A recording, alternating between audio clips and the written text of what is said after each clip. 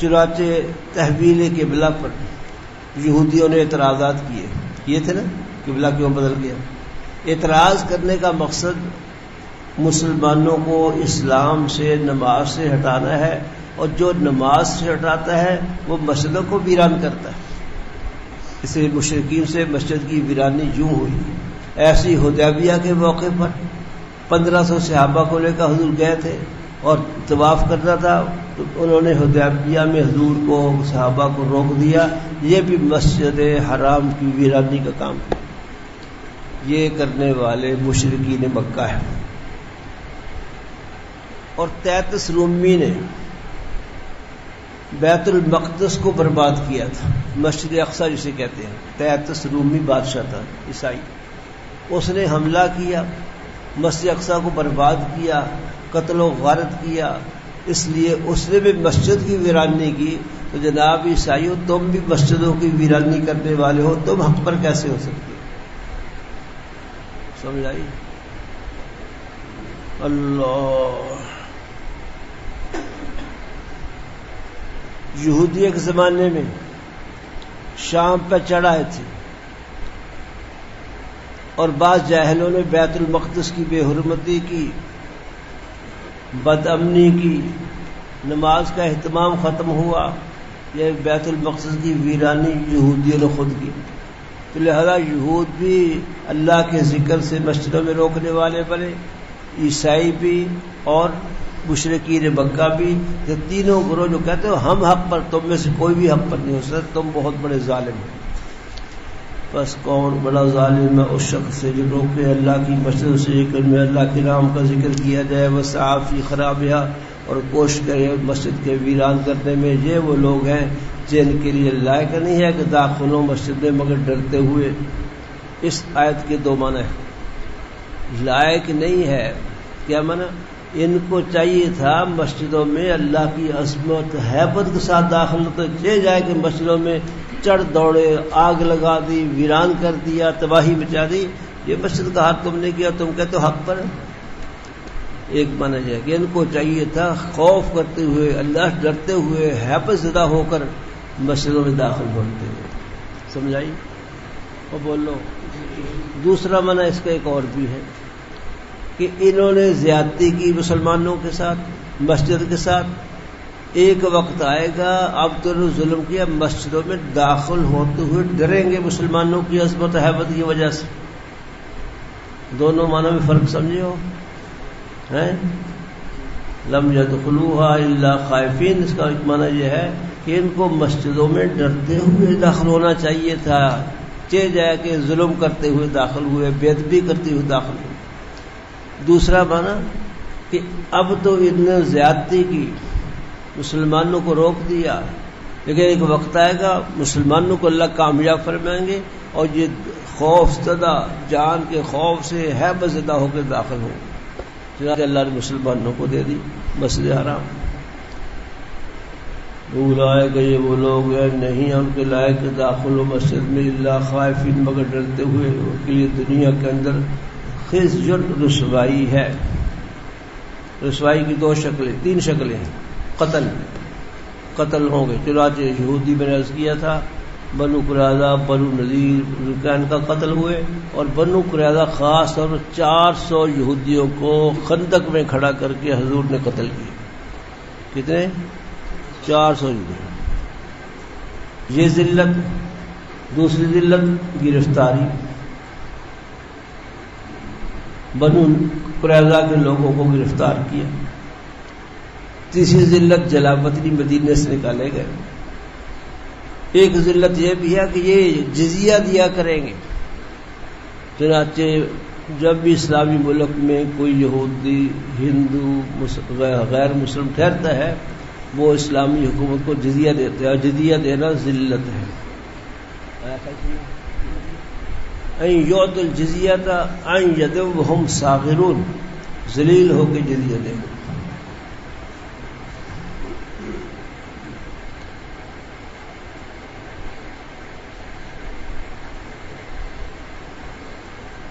اللہ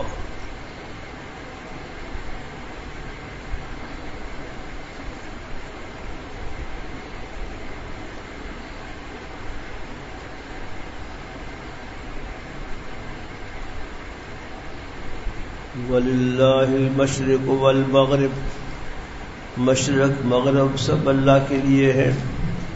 فَأَيْنَمَا تَوَلُّوا، جدھر بھی منہ کرے گے فَثَمَّ وَجْهُ اللَّهِ، وہیں اللہ کی ذات ہے. بے شک اللہ وسعت والے ہے، علم والے. تحویل قبلہ پر یہودیوں نے اعتراض کیا تھا کہ قبلہ کیوں بدل دیا.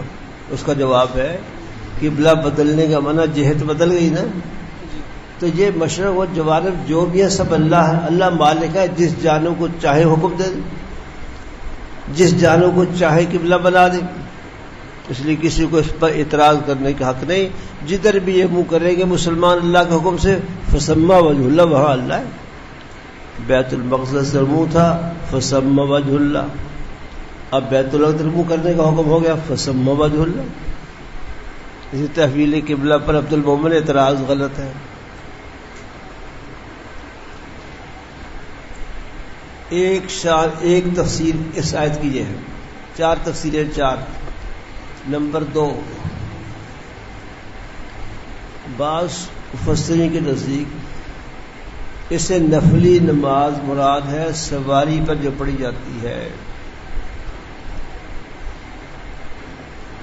فرض نماز تو سواری پہ جائز نہیں، اتر کے پڑھنی پڑتی. گھوڑا چل رہا ہے نہیں پڑھ سکتے، کار جا رہی ہے نہیں پڑھ سکتے. ٹھیک ہے، اس لیے قیام ضروری ہے. فرائض میں کیا ہے؟ قیام ضروری ہے، سجدہ ضروری ہے. لیکن نفلی نماز پڑھنے کی گنجائش ہے. وہ ائمہ 4 کے آپس میں اقوال ہے کہ کیا کیا شرط ہے. لیکن نفلی نماز گھوڑے پر، گدھے پر، کار پر، بس پر، سب پر بیٹھ کر پڑھنا صحیح ہے. اشارے سے پڑھو. کیا کہہ رہا ہوں؟ نفلی نماز حتیٰ کہ قبلہ کی جانب ہونا بھی ضروری نہیں. نبی پاک صلی اللہ علیہ وسلم مکہ سے مدینہ کی طرف جا رہے ہیں تو قبلہ کی طرف پشت نہ ہوئی، بولو منہ دوسری جانب ہوا اور حضور نماز پڑھ رہے. سمجھے بات؟ اس لیے اپنی سواری پر بیٹھے ہوئے بھی نماز پڑھی جا سکتی ہے، لیکن نفلی نماز.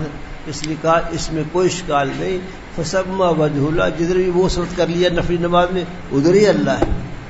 تو گویا کہ بعض علماء کے نزدیک یہ آیت سواری پر نفلی نماز کے جواز کے لیے ہے. امید ہے سمجھ گئے ہوں گے. تیسرا، اللہ عند الاشتباہ نماز کے بارے میں یہ آیت نازل ہوئی. سفر کا معاملہ ہے، بہت سخت اندھیرا ہے، کوئی آبادی قریب نہیں جن سے پوچھیں.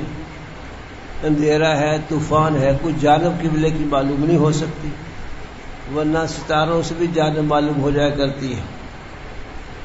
جانب معلوم نہیں ہو سکتی، کسی کے پوچھنے کا موقع نہیں، کوئی ہے نہیں. اب اندازے سے نماز پڑھ لی. صبح کو جب اٹھے دیکھا کہ وہ قبلہ ادھر تھا، ہم نے نماز ادھر پڑھی، فرمایا ہو گئی. فَأَيْنَمَا تُوَلُّوا فَثَمَّ وَجْهُ اللَّهِ. یہ اشتباہ کے وقت نماز کی جواز کے بارے میں ہے. توجہ فرمائی. اور کتنے کا اقوال ہوں گے؟ چوتھا قول یہ ہے کہ یہودی عیسائی آپس میں لڑتے تھے. وہ کہتے ہمارا قبلہ وہ اچھا ہے، صحیح ہے، کہتے ہمارا قبلہ صحیح ہے. فرمایا جھگڑا کیا کرتے ہو؟ جدھر بھی کسی نے منہ کر لیا فسمى وجه اللہ.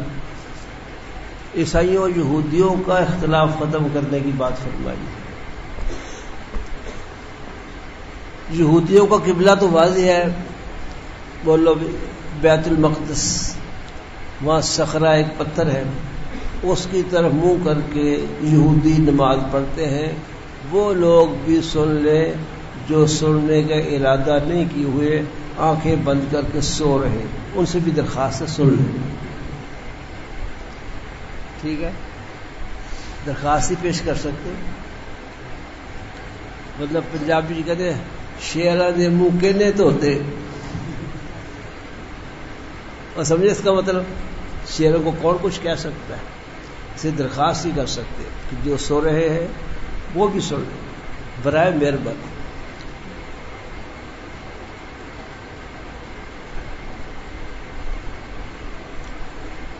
کیا بات کہہ رہا تھا میں؟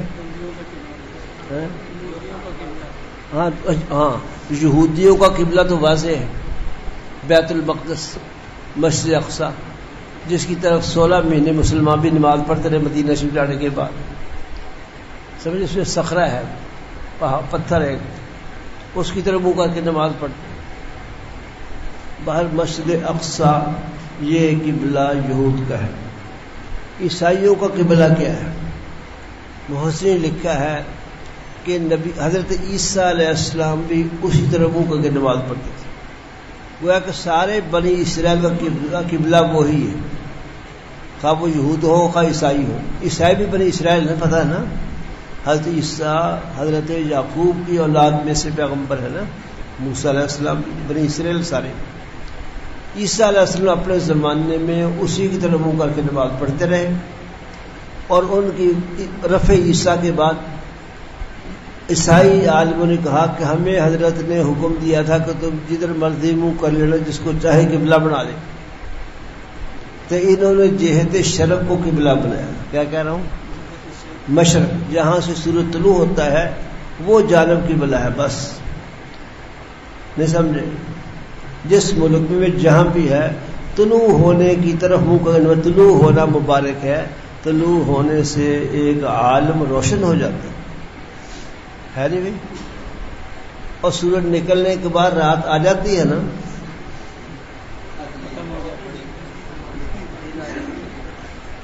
دن آ جاتا ہے، ظلمت تاریکی ختم ہو جاتی ہے. اس کو مقدس مبارک سمجھتے تھے. تو جدھر سے سورج نکلتا ہے یہی قبلہ، یعنی قبلہ کو خاص متعین کو نہیں، جہت شرق قبلہ ہے. سمجھ آپ نے یاد نہیں رکھنا اس بات کو نا. اور یاد رکھنا یہ بات ہم نے بھی تلاش کر کے معلوم کی ہے. جہت شرق قبلہ ہے عیسائیوں کو. ہمارے یہاں مشرق ادھر ہے بھائی، ادھر. بعض علاقوں میں مشرق ادھر ہوگی، پاکستان کے علاوہ دوسرے ملکوں میں وہ مشرق کی طرف منہ کریں گے جدھر سے سورج نکل رہا ہے. تو کوئی ایک جانب متعین نہ ہوئی. ہماری جانب بیت اللہ متعین ہے. ہر ملک والے بیت اللہ کی طرف منہ کریں گے، خواہ وہ ادھر کے ہو خواہ وہ یورپ کے ہو. تو باہر عیسائیوں کا قبلہ جہت شرق ہے. ان کا آپس میں بڑا اختلاف عیسائیوں اور یہودیوں کو ہوتا تھا اپنے اپنے قبلہ کے بارے میں. اس کے بارے میں آیت اتری اینما تولوا فثم وجه اللہ، جدھر بھی مقرر ادھر اللہ کی ذات ہے، جھگڑنے کی بات نہیں. بعض مفسرین نے اس آیت کا یہ مفہوم بیان کیا ہے. اب تک 4 تفسیریں آ چکی ہیں آپ کے سامنے.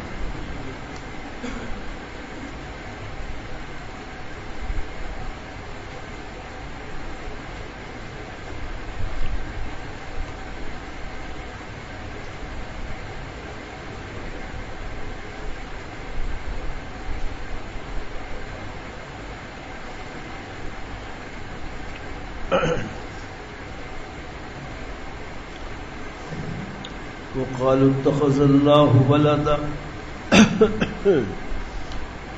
یہودیوں نے عیسائیوں نے یعنی اہل کتاب نے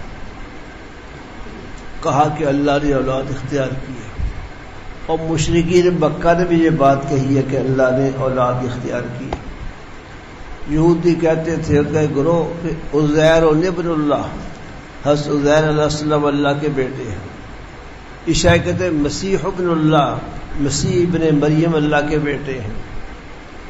اور اہل مکہ مشرکین کہتے تھے الملائکۃ بنات اللہ، فرشتے اللہ کی بیٹیاں ہیں. تو تینوں گروہوں نے، تینوں فریقوں نے یہ اللہ کو صاحب اولاد قرار دیا ہے کہ اولاد تجویز کرتے ہیں. اللہ پاک اس بات کی تردید فرما رہے ہیں. سبحانہ، اللہ اولاد سے پاک ہے.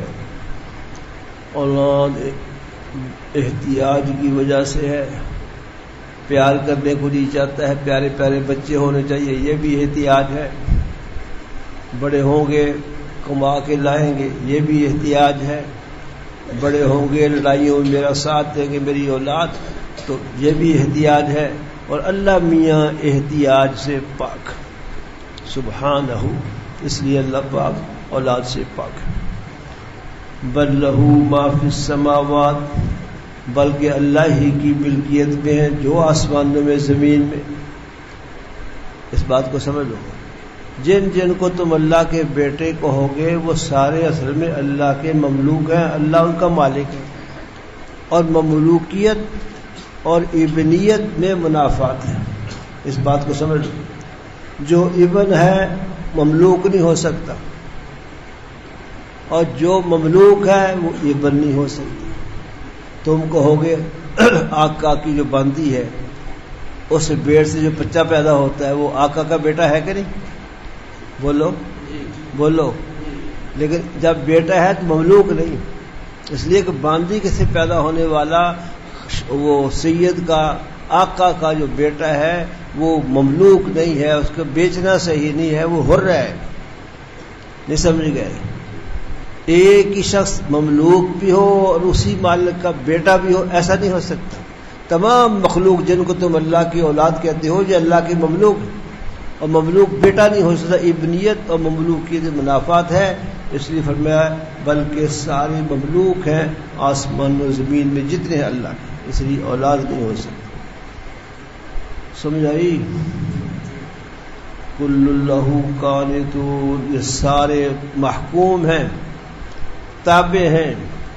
بیٹا وہ ہوتا ہے جو باپ جیسی صفات رکھے، باپ کو اختیار کلی ہے، قدرت کاملہ ہے، اور یہ سارے عاجز ہیں جن کو تم اللہ کے بیٹے کہتے ہو۔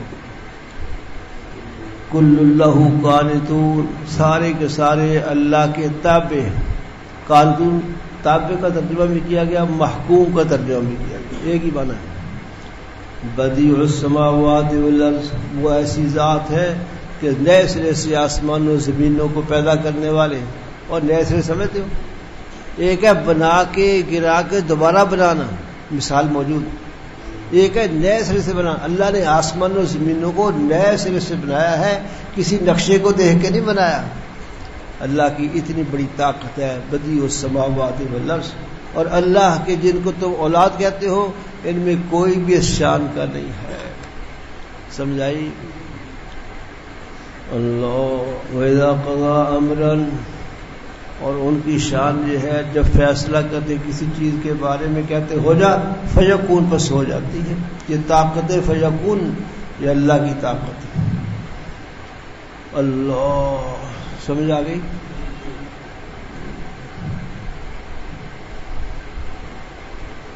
وقال الذین لا يعلمون، اور کہاں ان لوگوں نے جو لا یعلمون، لا یعلمون کہتے ہیں مشرکین مکہ، بے علم لوگ۔ اہل کتاب علم والے ہوتے تھے، یہودی تورات کے عالم، عیسائی انجیل کے عالم، اور مشرکین مکہ لا عالم، کچھ بھی نہیں جانتے۔ قرآن کو لا یعلمون کہہ رہے ہیں۔ انہوں نے انکار کرتے ہوئے یہ بات کہی کہ اللہ ہم سے خود کلام نہیں کرتا، یا آپ یا ہمارے پاس کوئی خاص نشانی نہیں بھیجتا، اس لیے ہم آپ کو رسول نہیں مانتے۔ پر میں جس طرح انہوں نے کہا ہے پیغمبر صلی اللہ علیہ وسلم کے بارے میں، اللہ ہمیں خود بتائے پہلی قوم میں بھی اس طرح ہی کہتی آئی ہے۔ اس طرح کہا ان لوگوں جن سے پہلے ہوئے ان کے قول کی طرح، تشابہت قلوبہم، ان کے دل ایک دوسرے کے مشابہ ہو گئے اعتراض کرنے میں۔ اور ہم بیان کر چکے ہیں نشانیاں ان لوگ جو یقین رکھتے ہیں۔ یہ کہتے نشانی نہیں آئی، ہم نے بہت سی نشانیاں نبی پاک صلی اللہ علیہ وسلم کی صداقت پر بھیجی ہے۔ عرض کیا کرتا ہوں حضور کا چہرہ انور ہی نشانی ہے، اتنا حسن، اتنا نور کسی ناحق اور باطل کے چہرے پر ہو ہی نہیں سکتا۔ اس لیے جب حضور صلی اللہ علیہ وسلم ہجرت کے بعد 14 دن قباء میں قیام کیا مدینہ میں داخل ہونے سے پہلے، تو لوگ دور دور سے آتے تھے، آپ کا چہرہ دیکھ کر مسلمان ہو جاتے تھے۔ حضرت یہودیوں کے بڑے عالم اور پیر وہ کہتے میں بھی حضور صلی اللہ علیہ وسلم کو دیکھنے کے لیے گیا، کہ سنا ہے مکہ سے ایک صاحب آئے ہیں، محمد ان کا نام ہے، نبوت کا دعویٰ کرتے ہیں۔ میں کچھ سوالات اور راستے تیار کر کے لے گیا کہ سوال پوچھوں گا، اگر جوابات صحیح دے دے تو میں ایمان لے آؤں گا۔ کہ جب میں پہنچا حضور صحابہ میں بیٹھے ہوئے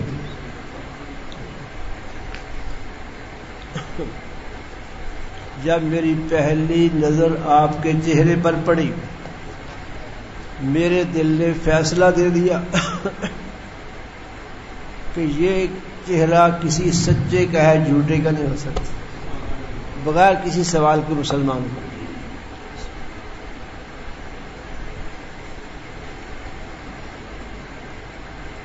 پھر قرآن میں اترنے والی آیات، ہر آیت حضور کی صداقت کی دلیل ہے، نشانی۔ اللہ اکبر۔ انا ارسلناک، حضور کی نبوت کا انکار کا ذکر آیا، آگے حضور صلی اللہ علیہ وسلم کی تسلی کا سبحان اللہ، تسلی دے، اس کو کہتے ہیں تسلیت النبی۔ کیا کہتے ہیں؟ تسلیہ، صلی یصلی تسلیتاً، باب تفعیل، تسلیت النبی۔ بے شک ہم نے آپ کو رسول بنا کر بھیجا ہے، آپ کو حق کے ساتھ بشیر بنا کر، نذیر بنا کر، بشیر بشارت دینے والے، نذیر ڈرانے والے، کفار کو ڈرانے والے ہیں، ایمان لانے والوں کو بشارت دینے والے۔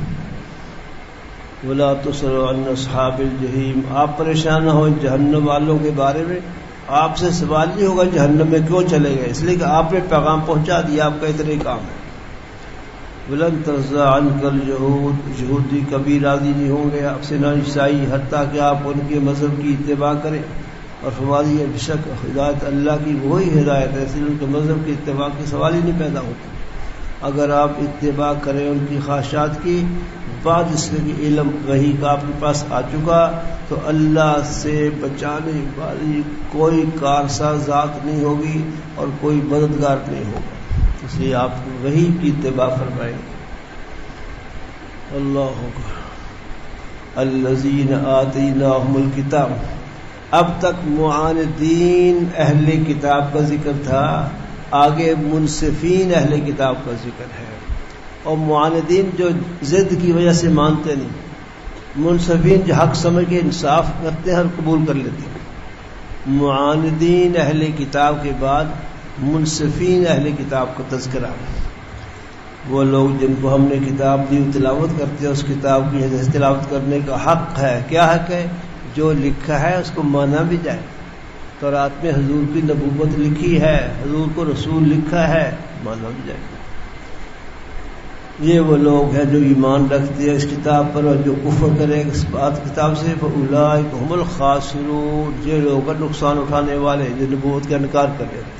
یا بنی اسرائیل، یاد کرو جب شروع ہوا تھا بنی اسرائیل کا تذکرہ، وہاں بھی یا بنی اسرائیل ایک رکوع خلاصے کے طور پر پہلے آیا تھا، پھر دوسرا یا بنی اسرائیل شروع ہوا، میں عرض کیا کہ اجمال گزرا، اب تفصیل شروع ہو گئی ان کے واقعات کی، اب پھر آخر پہ ایک رکوع یا بنی اسرائیل کا ہے، یہ بطور خلاصے کے آخر میں ذکر کیا ہے، گویا کہ تفصیل درمیان میں کی جو کئی رکوعات پر مشتمل ہے، شروع میں ایک رکوع اجمالی اور آخر میں ایک رکوع اجمالی، جس کو کہتے خلاصہ نکال کے رکھ دیا۔ اور سمجھے بھی؟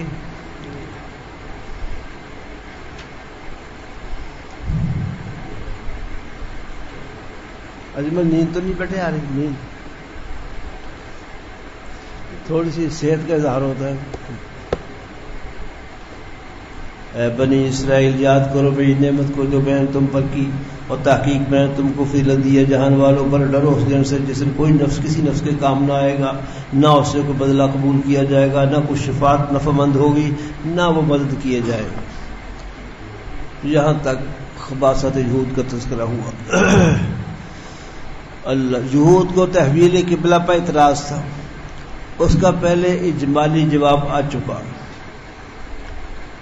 اب اس مسئلے کی اہمیت کی وجہ سے تفصیلی جواب شروع ہو رہا ہے، جو تقریباً 4 رکوع تک چلا گیا۔ 4 رکوع تک تفصیلی جواب ہے تحویل قبلہ پر اعتراض کا، تفصیلی جواب جو 4 رکوع تک چلا گیا ہے، اور ترتیب بہت ہی خوب ہے۔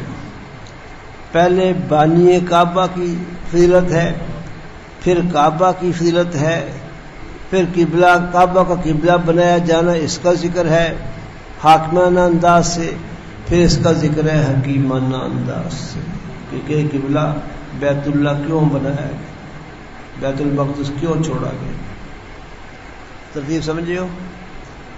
مسئلہ اصل بیان کرنا ہے کہ تحویل قبلے کا اعتراض غلط ہے، اس کا جواب دیا ہے، لیکن مضمون جو شروع کیا ہے وہ بہت احسن انداز سے شروع ہوا ہے۔ سب سے پہلے بانی کعبہ جو ہمارا قبلہ ہے، بانی کعبہ سیدنا ابراہیم کی فضیلت کا بیان ہے، ٹھیک ہو گیا؟ اللہ، پھر کعبہ کی فضیلت کا بیان ہے، پھر کعبہ کا قبلہ بنایا جانا مذکور ہے، پہلے حاکمانہ انداز سے پھر حکیمانہ انداز سے۔ اللہ، وَإِذِ ابْتَلَىٰ إِبْرَاهِيمَ رَبُّهُ، جب آزمائش کی ابراہیم علیہ السلام کی ان کے رب نے۔ ابراہیم کا لفظ قرآن پاک میں 71 بار آیا۔ ابراہیم یہ نام مبارک قرآن پاک میں 71 بار آیا۔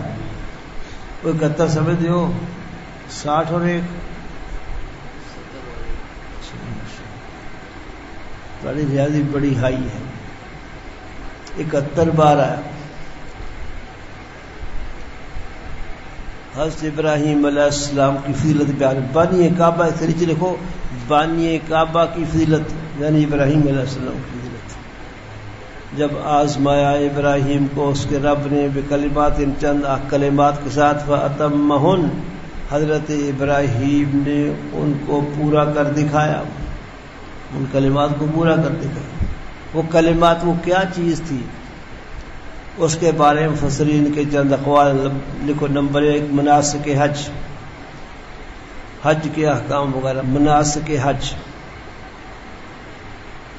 نمبر 2 طہارت و نظافت کے متعلق 10 احکام، جس میں حجامتیں کرنا بھی ہے، بغل کے بال لینا، زیر ناک بال لینا، ناخن کاٹنا وغیرہ ذالک۔ نظافت اور طہارت کے 10 احکام۔ چوتھا قول قوم و وطن سے جدائی وغیرہ، قوم اور وطن سے جدائی آزمائش کی تھی نا، اپنے وطن سے بابل چھوڑ کے جانا پڑا تھا شام میں، قوم چھوڑ دی، والد چھوڑ دیا، اللہ، وطن چھوڑ دیا۔ 5واں قول عام ہے، 5واں قول کیا؟ عام ہے، مختلف آزمائشیں آئی ہیں ان پر اور سب میں پورے اترے۔ ابن کثیر، ابن جریر کی یہی رائے ہے کہ کسی ایک کو نہ کہو، مطلقاً مختلف مواقع میں اللہ نے آزمائش کی ہے۔ جیسے لکھو، جیسے نارے نمرود، پھر ترک وطن اور شام کو ہجرت، بے آب و گیاہ علاقے میں، بنجر علاقے میں بیوی اور شیرخوار بچے کا چھوڑنا، حضرت ہاجرہ کا، حضرت اسماعیل کا۔ اللہ اکبر، خود شام واپس آ جانا اکیلے ان کو چھوڑ کر، پھر بچے کا ذبح کرنا اسماعیل السلام کو۔ تمام ابتلاءات میں پورے نکلے، جس کو فرمایا فَأَتَمَّهُنَّ، سب کو پورا کر دکھایا۔ اللہ خوش ہو گئے، فرمایا انی جاعلک للناس اماما، ابراہیم میں آپ کو دنیا کا امام بنانے والا ہوں۔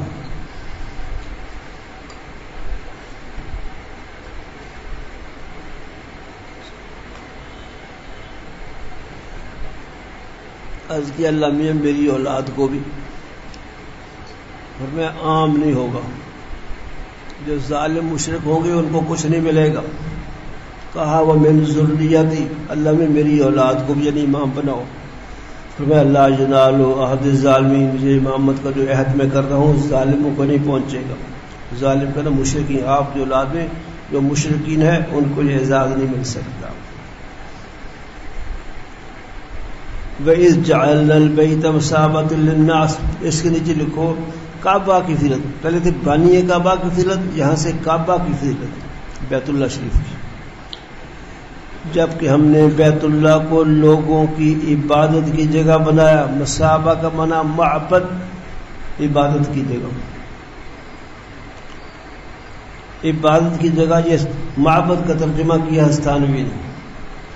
مصابہ شیخوں نے ترجمہ کیا اجتماع کی جگہ، اجتماع کی جگہ. وَأَمْنَا، اور امن کی جگہ بنایا. من دخلہ کان آمنا، جو داخل ہوا جہاں وہ امن میں چلا گیا. وَاتَّخِذُوا مِن مَّقَامِ إِبْرَاهِيمَ مُصَلًّى، یہ بھی کعبہ فضیلت کا اس کے اندر جو مقام ابراہیم ہے اس کو نماز کی جگہ بنانے کا حکم دیا. وَاتَّخِذُوا مِن مَّقَامِ إِبْرَاهِيمَ مُصَلًّى، مقام ابراہیم کو جگہ نماز کی بناؤ، یعنی طواف کے 2 نفل واجب الطواف اس کو مقام ابراہیم کے پاس ادا کرو. یہ وہ چیز ہے جو سیدنا فاروق اعظم کی رائے کے مطابق اللہ نے وحی نازل فرمائی. لو اتخذنا من مقام ابراہیم مصلی، یا رسول اللہ جی چاہتا ہے کاش مقام ابراہیم پر نماز پڑھنے کا حکم ہوتا.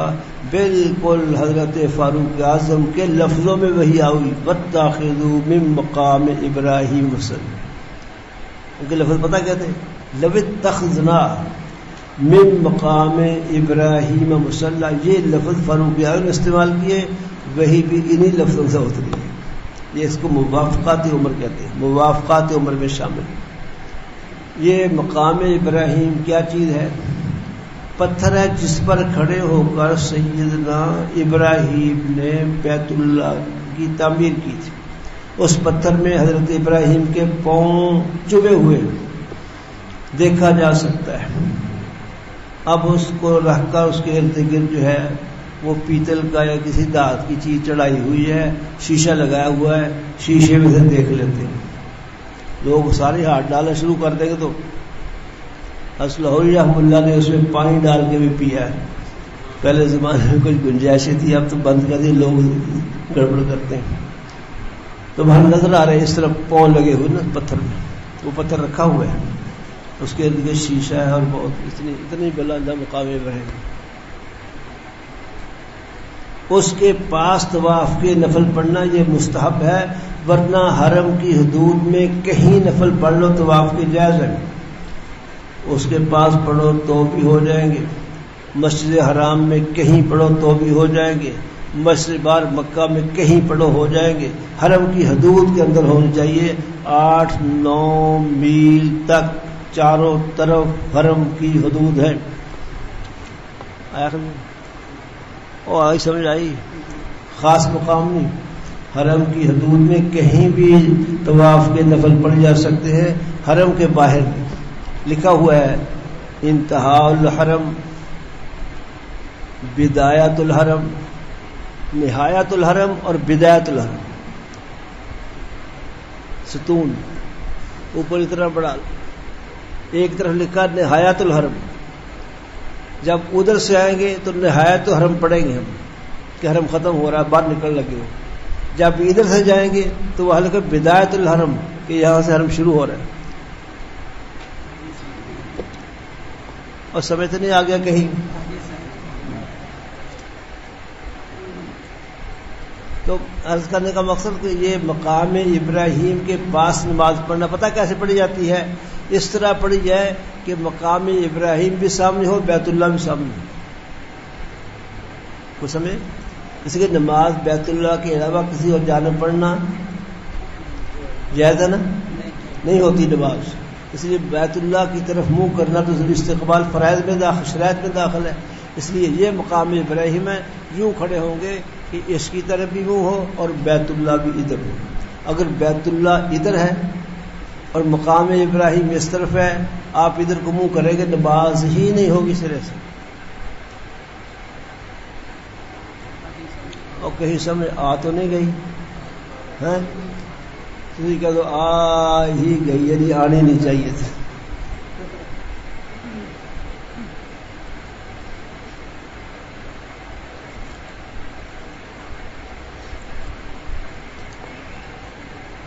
اللہ اس کو کہتے ہیں 2 نفل واجب الطواف. طواف کا حصہ واجبی ہے 2 نفل پڑھنا. وَعَهِدْنَا إِلَىٰ إِبْرَاهِيمَ، اور ہم نے حکم دیا ابراہیم علیہ الصلوۃ. عہدنا کا ترجمہ، عہدنا ہم نے حکم دیا، ترجمہ کر رہا ہوں، دیکھو غور سے. شیخ احمد نے یہی ترجمہ کیا، حکم دیا. ہم نے حکم دیا ابراہیم علیہ السلام کو اور ان کے بیٹے اسماعیل علیہ السلام کو، انطہرا پاک کرو میرے گھر کو، للطائفین طواف کرنے والوں کے لیے، والعاکفین اور اعتکاف کرنے والوں کے لیے. ایک ترجمہ. دوسرا ترجمہ للطائفین باہر سے آنے والوں کے لیے، والعاکفین اور اندر قیام کرنے مقامی لوگوں کے لیے. 2 ترجمے کہے ہیں. اللہ، اسماعیل حضرت کے بیٹے خود عظیم الشان پیغمبر ہیں. قرآن پاک میں ان کا ذکر اسماعیل علیہ السلام کا 12 دفعہ آیا. 12 دفعہ اسماعیل علیہ السلام کا ذکر آیا قرآن حکیم میں. ابھی اس کی تفصیل کچھ لکھواؤں گا میں انشاءاللہ. اللہ، انطہرا پاک کرو، صاف کرو میرے گھر کو، للطائفین طواف کرنے والوں کے لیے اور اعتکاف کرنے والوں کے لیے، ایک پناہ. دوسرا للطائفین بیرونی باہر سے آنے والوں کے لیے، والعاکفین اور یہاں قیام کرنے والوں کے لیے. بولو بھائی. والرکع السجود اور رکوع کرنے والوں کے لیے اور سجدہ کرنے والوں کے لیے. معلوم ہوا یہ مقاصد ہے بیت اللہ شریف کے طواف. بولو بھائی. قیام، اعتکاف، رکوع، سجدے یعنی نمازیں. اللہ. وَإِذْ قَالَ إِبْرَاهِيمُ رَبِّ اجْعَلْ هَٰذَا بَلَدًا، وہ بھی یاد کرو جب ابراہیم علیہ السلام نے یہ دعا کی تھی، اے رب، اے میرے رب، اس شہر کو امن والا بنا دے. رب اجعل ھذا بلدا آمنا، اس کو امن والا بنا دے. وارزق اہلہ، اور اس میں رہنے والوں کو پھلوں کا رزق دے. ان کو رزق دے جو ایمان لائے اللہ پر اور آخر کے دن پر. اللہ نے فرمایا ایسے نہیں، میں رزق اور پھل دوں گا ایمان لانے والوں کو بھی، کفر کرنے والوں کو بھی. دنیا میں یہ نعمتیں عام ہوں گی، صرف مسلمانوں کے لیے خاص نہیں ہوں. پھر البتہ اہل کفار کو دھیرے دھیرے آہستہ آہستہ ان کو جہنم کی طرف دھکیل دوں گا. استرہ العذاب. سمجھائی؟ دنیا کے رزق کے بارے میں فرق نہیں ہے، جس طرح مومن کو دوں گا کافر کو بھی دوں گا. کو سمجھ آئی؟ اور بولو.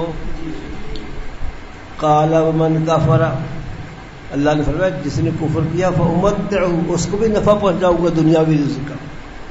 قلیلا، تھوڑا عرصہ. کیا تھوڑا عرصہ کا مطلب دنیا کی زندگی میں ملے گا، مرنے کے بعد ان کے لیے کوئی شے نہیں. مسلمانوں کے لیے زندگی میں بھی ہے، مرنے کے بعد. ثم اضطرہ، پھر ان کو دھکیل دوں گا، پہنچا دوں گا دوزخ میں. اللہ، دھکیل دوں گا، یہ ترجمہ حسن لاہوری ہے. پہنچا دوں گا دوزخ میں.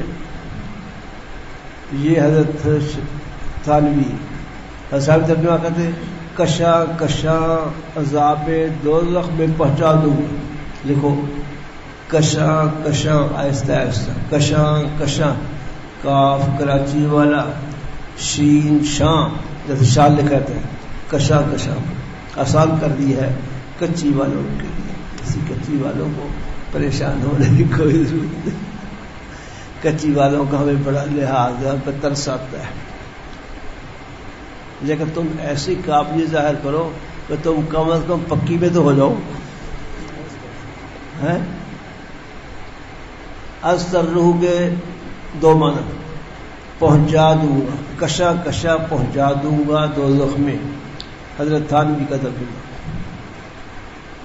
اللہ پھر اسے دوزخ کے عذاب میں دھکیل دوں گا. حسن لاہوری کا ترجمہ. یہ ازترہ کے دو ترجمے. وبئس المصیر اور وہ برا ٹھکانہ ہے. سال گھنٹہ تو نہیں ہو گیا بھائی؟ 5 منٹ باقی ہے. وَإِذْ يَرْفَعُ إِبْرَاهِيمُ الْقَوَاعِدَ مِنَ الْبَيْتِ اور وہ یاد کرو جب ابراہیم علیہ السلام بیت اللہ کی بنیادیں اٹھا رہے تھے. یرفع اور اسماعیل اٹھا رہے تھے یعنی بیت اللہ کی تعمیر کر رہے تھے. پھر دونوں بزرگوں نے دعا مانگی ہے ربنا تقبل منا ہمارے پالنے والے قبول فرما لیجیے ہماری طرف سے.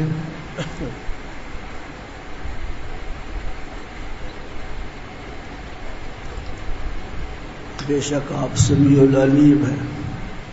اے ہمارے پالنے والے کیجیے ہمیں مسلمان اپنے آپ کو ماننے والے.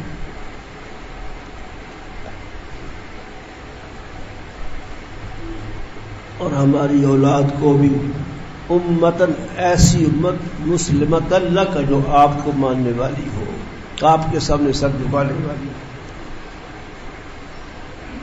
ایک بات قابل ہو یوں کہنا چاہیے تھا اذ یرفع ابراہیم و اسماعیل القواعد. یرفع کو فاعل ابراہیم کی ہے, اس دونوں نے تعمیر کی ہے اور دونوں کا ذکر آ رہا ہے. لیکن اللہ پاک نے عام صحیح جو عنوان چھوڑ کر یوں بیان کیا یرفع ابراہیم القواعد من البیت, پھر وہ اسماعیل کہا. جیسے اشارہ کیا اصل بانی کعبہ ابراہیم ہے, اسماعیل بیٹے ہونے کی نسبت سے معاون ہے. اصل بانی کعبہ کون ہے؟ ابراہیم. اس لیے بانی کعبہ جب لفظ بولا جائے گا ابراہیم کا نام آئے. بیٹے ایسے ساتھ ہیں جیسے باپ کے ساتھ معاونت بیٹا کرتا ہے. سمجھ آئی؟ اسی سے فقہاء نے ایک مسئلہ اور مثبت کیا کہ باپ بیٹا دونوں کاروبار کر رہے ہیں. باپ بھی کر رہے ہیں ساتھ بیٹا بھی کر رہے ہیں. زکوٰۃ باپ پر فرض ہے بیٹے پر نہیں. اصل مالک کاروبار کا باپ ہے, بیٹا تابع ہے. یہ تابعیت ظاہر کرنے کے لیے اسماعیل کا ذکر بار اور دیر سے کیا. کہیں سمجھ آ تو نہیں گئی؟ ہوتے بڑی بڑی دکانیں ہوتی ہیں, اولاد بھی ساتھ کام کرتی ہے, اصل مالک والد ہوتا ہے, تو جو اصل مالک ہے اس کے ذمہ زکوٰۃ ہے. سمجھ گئے؟ اولاد تابع. اور اگر باپ نے اپنا سب کچھ تقسیم کر دیا ہے کہ بھئی یہ 4 لاکھ یہ 4 لاکھ یہ 4 لاکھ یہ اور 2 لاکھ بیٹی کا تقسیم کر دیا ہے, پھر کام کر رہے ہیں, ہر ایک کو الگ مالک باقاعدہ بڑھا دیا ہے, پھر زکوٰۃ الگ الگ ہو. بولو یہ سمجھے؟ ہاں جی ناری تو کرو. تم کہہ سکتے ہو بھی جو زکوٰۃ دینی 10-12 لاکھ کی ہے تو خواہ الگ الگ بات کر لو خواہ اکٹھی دے دو, زکوٰۃ تو اتنی جائے گی. کیا فرق ہوا اس کا؟ میرا یہ سوال ہے, آپ جواب دیں. 12 لاکھ رقم بنتی ہے, خود بھی کام کر رہے ہیں, باپ بھی کام کر رہا ہے, بیٹے بھی کر رہے ہیں, تو 12 لاکھ کی زکوٰۃ اگر اکیلے جمع 12 لاکھ کی دو پھر بھی اتنی بنے گی. اگر تقسیم کر کے کرو 10 لاکھ کی 2 لاکھ کی وہ دے, 2 لاکھ کی دو 6 افراد دیں تو پھر بھی زکوٰۃ اتنی بنے گی. تو یہ کیا فرق ہوا کہ باپ پر زکوٰۃ فرض ہوئی ہے ان پر نہیں ہوئی؟ کیا فرق ہے؟ یہ میرا آپ لوگوں سے سوال ہے. اگر آپ اس کا جواب صحیح دیں گے آج آپ کو پکی میں داخل کر لیا جائے. سمجھ گئے کچی پاس کر لی ہے. بتاؤ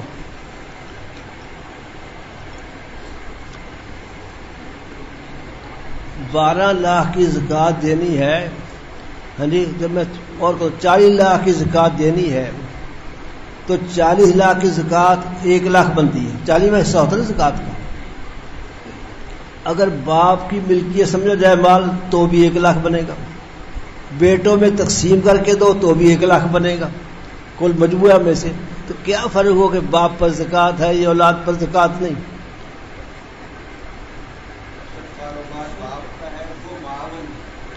یہ تو وجہ ہوئی نا, لیکن فرق کیا ہوا؟ زکوٰۃ دینے میں تو کوئی فرق نہیں. وہ تو اسی ایسے استدلال کیا کہ باپ اصل ہے باقی تابع ہیں، لیکن کوئی فرق بتاؤ، کیا فرق ہوا؟ زکوٰۃ تو اتنی پڑے گی، اسی کاروبار سے بدی جائے گی. ہو گیا، حساب کرے نہ کرے، سوال نہیں سمجھے. 40 لاکھ کی زکوٰۃ 1 لاکھ ہے. اگر آپ یہ کہے باپ کی طرف زکوٰۃ فرض ہے پھر بھی 1 لاکھ جائے گی. اگر آپ زکوٰۃ کو تقسیم کر کے سب کو مالک بنا پھر بھی 1 لاکھ زکوٰۃ جائے گی. کیا فرق ہوا؟ یہ کہنے کا فائدہ کیا ہوا کہ باپ پر زکوٰۃ فرض ہے باقیوں پر فرض نہیں؟ جاری تو 1 لاکھ ہی ہے.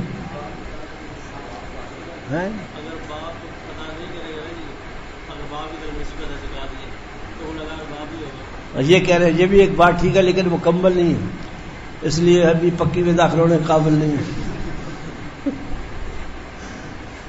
یہ بات تھوڑی سی ٹھیک ہے کہ اب اگر جب باپ اصل ہے وہ مالک ہے، زکوٰۃ اگر کسی حصے کی رہ گئی تو باپ کو گناہ ہوگا. اگر مال تقسیم ہوا ہوتا ہر ایک الگ ملکیت ہوتی تو جو نہ دے گا وہی گناہ گار ہوگا. ایک فرق یہ ہے، یہ ٹھیک بیان کر لیکن پورا نہیں بیان کیا، اس لیے ابھی پکی میں داخلہ مشکل ہے. ہمارے یہاں معیار امتحان کا بڑا اونچا ہے.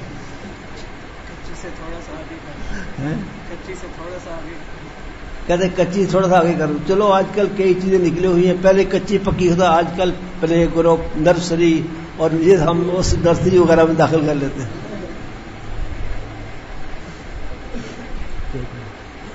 بتاؤ اور بات بتاؤ.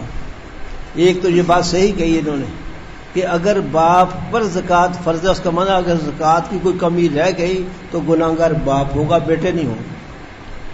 اگر بیٹوں میں مال تقسیم کر دیا گیا تھا، ان کو مالک بنا دیا، پھر جس بیٹے کا جو حصہ اس کی زکوٰۃ الگ ہو گئی اور نہ دی تو بیٹا گناہ گار ہوگا، باپ نہیں ہوگا. فرق ہو گیا نا ایک. یہ فرق صحیح بیان کیا، لیکن بس نمبر تھوڑے سے زیادہ کچھ اور بھی فرق بیان کرو.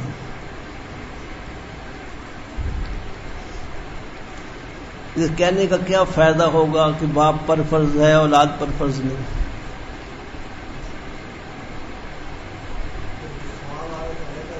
ہیں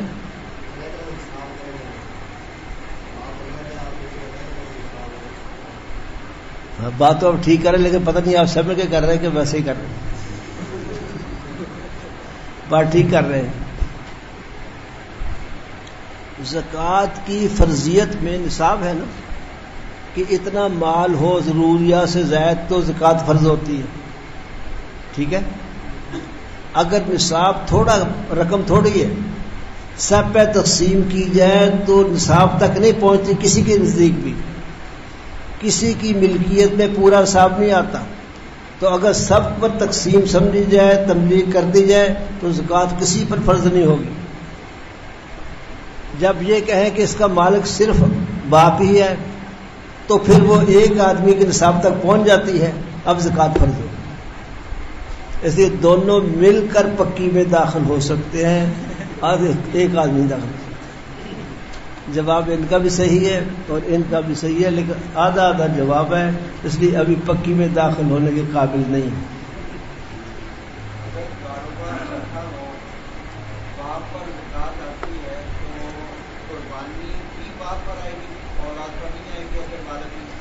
ایسا ہی ہے، قربانی بھی اسی پر. اس لیے قربانی بھی ملکیت پر ہے نا. کوئی شخص کتنے کا مالک ہے اس پر قربانی ہے. یہ سمجھتے ہو مسئلہ؟ یہ بھی سمجھ لو کہ ہوتی ملکیت پر ہے قربانی بھی، صدقۃ الفطر بھی اور زکوٰۃ مالک پر ہوتی ہے. لیکن قربانی اور صدقۃ الفطر جلدی واجب ہو جاتا ہے، زکوٰۃ دیر سے واجب ہوتی ہے. اس کی وضاحت کرو. جو میں کہہ رہا ہوں یہ اعتماد کر لو، میں ٹھیک کہہ رہا ہوں. میں کہہ رہا ہوں کہ زکوٰۃ دیر سے واجب ہوتی ہے اور قربانی جلدی واجب ہو جاتی ہے.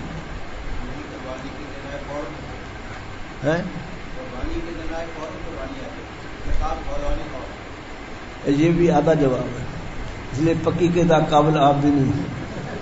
اگر چاہ ہمارے بزرگ ہیں جو بات کریں اتنی ٹھیک ہے، لیکن آدھی بات ہے. قربانی سال بعد ہی ہونی ہے، اور 2 سال قربانی بھی سال چ 1 دفعہ ہوتی ہے.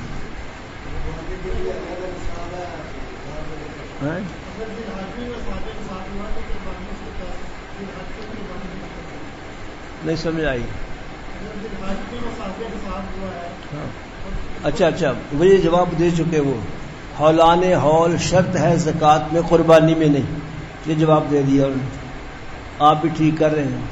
یہ نہیں میں کہتا آپ نے ان سے سن کے جواب دیا ہے، لیکن آپ بھی ٹھیک کر رہے ہیں. آپ جواب ٹھیک کیا، لیکن ایک فرق بیٹے اور بھی ہے. وہ بتاؤ کیا ہے؟ قربانی کے وجوب میں اور زکوٰۃ کے وجوب میں ایک فرق اور ہے. ایک تو وہی ہے کہ ہولان ہول قربانی میں شرط نہیں ہے، زکوٰۃ میں شرط ہے. اس مال پر پورا سال گزرا تو زکوٰۃ واجب ہوتی ہے، اور کسی کو پورا سال نہیں گزرا، چھوٹی عید پر ہی پیسہ جمع ہوا، کچھ عید دی اس نے دے دی، کوئی اس نے دے دی، تو اس کو قربانی واجب ہو جائے گی. ایک فرق اور بھی ہے، وہ فرق بتاؤ.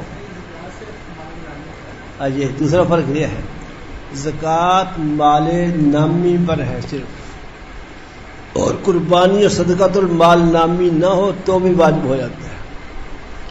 اب سمجھانا پڑے گا مال نامی کیا ہے. بولو بھی. مال تجارت کو مال نامی کہتے ہیں. سونا چاندی خلقتاً نامی ہے، اور پیسے کیش وغیرہ وہ بھی اسی میں داخل ہے. لیکن گھر کے زائد برتن، گھر کے زائد بستر، گھر کا زائد سامان جو استعمال میں نہیں آتا، زکوٰۃ کے نصاب میں شامل نہیں کیا جائے گا، اور قربانی اور صدقۃ الفطر کے نصاب میں شامل کیا جائے گا. اس لیے زکوٰۃ دیر سے واجب ہوگی اور قربانی صدقۃ جلدی واجب. اور جب سمجھ آئی کالیاں نو کی سمجھ آنی، سمجھ آئی بیٹے؟ 2 فرق ہو گئے نا. زکوٰۃ کے نصاب میں ہولان ہول شرط ہے کہ اس زائد مال پر پورا سال گزرا ہو. قربانی اور صدقۃ الفطر کے وجوب کے لیے یہ شرط نہیں ہے. زکوٰۃ کے نصاب کے لیے اس مال کا نصاب لیا جائے گا جو نامی ہے، گھر میں پڑا رہنے والا، اگرچہ استعمال نہیں ہو رہا، بیچنے کی نیت سے نہیں ہے، وہ نصاب میں داخل نہیں ہے. زائد بستر، زائد برتن، شعبوں کی چیزیں، لیکن استعمال نہیں ہو رہی، غیر نامی ہوئے، تجارت کا نہیں ہے، وہ بھی صدقۃ الفطر میں نصاب میں داخل. نصاب ہے کتنا؟ چلیے بتاؤ کتنا نصاب ہو تو زکوٰۃ قربانی صدقۃ واجب ہوتی ہے؟ بتاؤ کتنا نصاب ہو. سونا کوئی نہیں ہے، سونا ہمارے پاس نہیں. سونے کے علاوہ بتاؤ.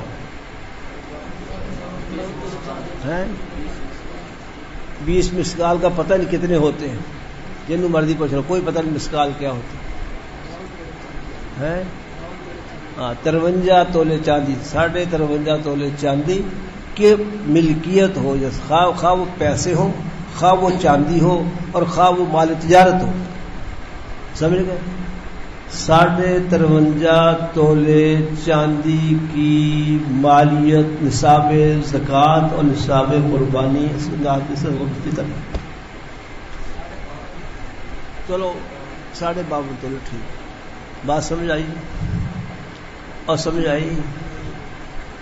کل پرسوں دوبارہ پوچھنا ہے.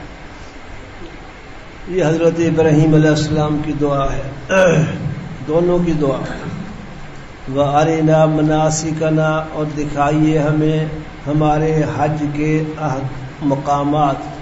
مناسک کے 2 معنی ہے بیٹے، اعمال حج، دوسرا مقامات حج. ہمیں مقامات حج بتلائیے اور حج کے اعمال بتائیے. وَتُبْ عَلَيْنَا، ہم پر رجوع فرمائیے، بے شک آپ بہت توبہ کرنے والے، بہت توبہ قبول کرنے والے، بہت رجوع کرنے والے اور بڑے رحم والے ہیں. یہ دعا بھی مانگی، اور ایک دعا ساتھ عظیم الشان مانگی، ربنا وابعث فیہم، اے ہمارے پالنے والے ان میں ایک رسول بھیجیے، انہی میں سے جو ان پر تیری آیت کی تلاوت کرے، ان کو کتاب اللہ سکھائے اور حکمت سکھائے، وَيُزَكِّيهِمْ، ان کو پاک کرے، بے شک آپ عزیز الحکیم ہیں۔ اس دعا کے نتیجے میں اللہ نے حضرت محمد صلی اللہ علیہ وسلم کو بھیجا۔ حضرت عیسیٰ بشارت دیا کرتے تھے، مبشرم برسول من بعد اسمہ احمد، عیسیٰ علیہ السلام بشارت دیا کرتے تھے کہ میرے بعد ایک رسول آئیں گے جن کا نام احمد ہوگا۔ اور حضرت ابراہیم نے حضور کے لیے دعا کی کہ ان کو بھیجے، اس لیے حضور فرماتے تھے میں بشارت عیسیٰ ہوں اور دعائے خلیل ہوں۔ کیا فرمایا؟ میں بشارت عیسیٰ ہوں اور دعائے خلیل ہوں۔ وہ دعا یہ ہے، ربنا وابعث فیہم رسولا منہم۔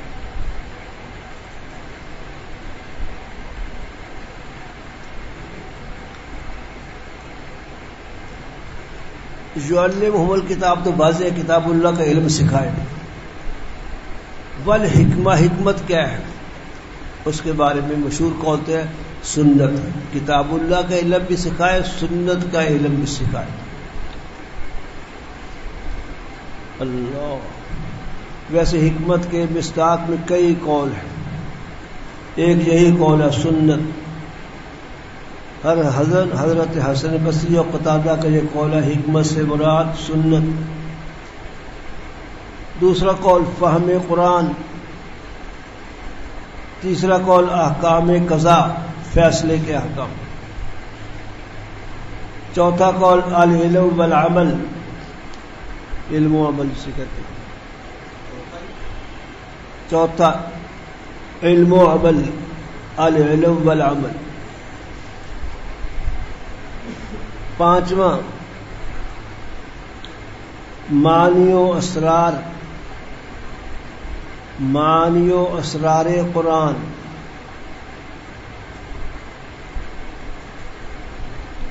یہ تو اقوال ہوئے کہ حکمت کا مصداق یہ ہے۔ ترجمے تین کیے گئے، لفظ حکمت کے ترجمے تین کیے گئے، لکھو ترجمے۔ خوش فہمی، حضرت تھانوی، فہم صحیح ہو، سمجھ صحیح ہو، ورنہ بعضوں کی کھوپڑی الٹی ہوتی ہے۔ فہم صحیح، فہم، خوش فہمی، اس کا نام خوش فہمی ہستانوی، تہ کی باتیں شیخ الہند، دانائی حضرت لاہوری، تین بزرگوں نے تین ترجمے کیے۔ خوش فہمی شیخ الہند نے کیا، حکمت کا معنی ترجمہ، اور تہ کی باتیں شیخ الہند نے کیا، اور دانائی ترجمہ حکمت کا حضرت لاہوری نے کیا۔ وَيُزَكِّيهِمْ، اور ان کو پاک کریں کفر سے، شرک سے، رذائل سے، بد اخلاقیوں سے، روحانی مرضوں سے پاک کریں۔ زکیہم انک انت العزیز الحکیم۔ اللہم صلی علی سیدنا مولانا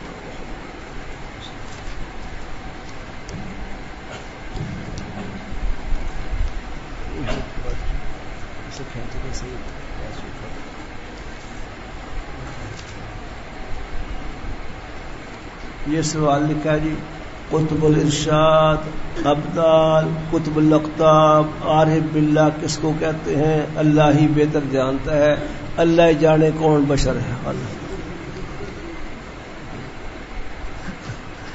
یہ روحانی طور پر مقامات ہیں صوفیہ کے، اولیاء اللہ کے۔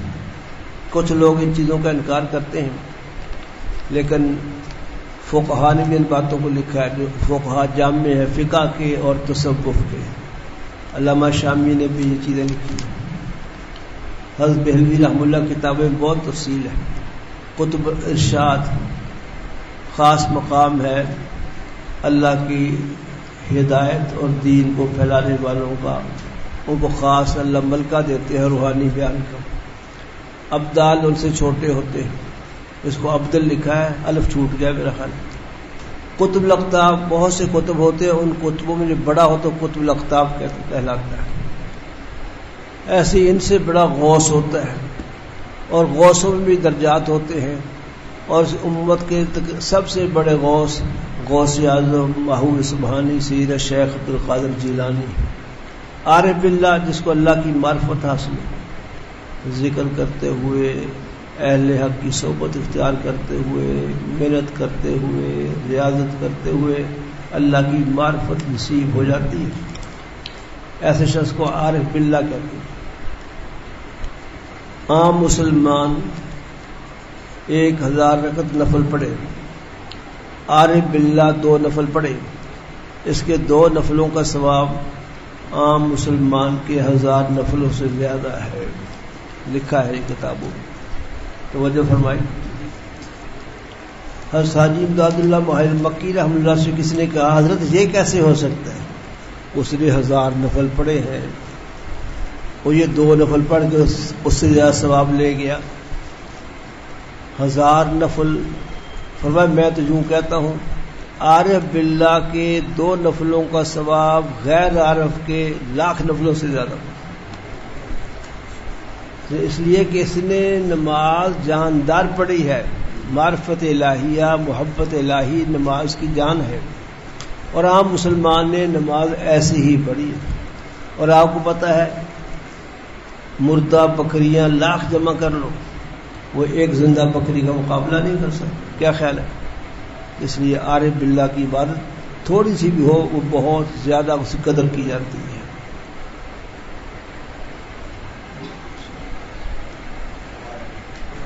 اللہ ہمیں نصیب فرمائے، سب کو نعمت نصیب